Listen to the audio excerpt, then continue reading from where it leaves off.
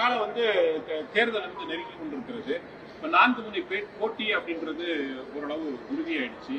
அதிமுக கூட்டணி, திமுக கூட்டணி, விஜய் கட்சி ஒண்ணு, இந்த பக்கம் சீமான் கட்சி, 4 விதமான அணிகள் போட்டியிடுறாங்க. களத்தை பொறுத்தவரை எப்படி இருக்கும் அப்படின்னு நீங்க தாங்க கணிக்கணும். எப்படி இருக்குன்னா எங்களை பொறுத்த வரைக்கும் அனைத்து இந்திய அண்ணா திராவிட முன்னேற்ற கழகம் ஏற்கனவே 31 ஆண்டு காலம் தமிழகத்தில் ஆட்சி புரிந்த கட்சி, பல தேர்தலை சந்தித்த கட்சி, பல ஆண்டுகள் ஆட்சி புரிந்த 2019 2021 வரைக்கும் அனைத்து இந்திய அண்ணா திராவிட முன்னேற்ற கழக ஆட்சியில் எண்ணற்ற திட்டங்களை கொடுத்துருக்கோம். மத்திய அரசு பல திட்டங்களை பெற்று அங்க நிறைவேற்றிக்கிறோம். அதே மாநில அரசு நிறைய திட்டங்களை கொடுத்துருக்கணும். ஆனால் திராவிட முன்னேற்ற கழகம் இந்த 5 ஆண்டு காலத்தில் எந்த ஒரு புதிய பெரிய திட்டமும் இல்ல. சட்டம் ஒழுங்கு அடியோடு சீக்கிரம் தினந்தோறும் கொலை, கொள்ளை, திருட்டு, வழிப்பிரிப்பு, பாலியல் வன்கொடுமை நடக்காத நாளே இல்லை.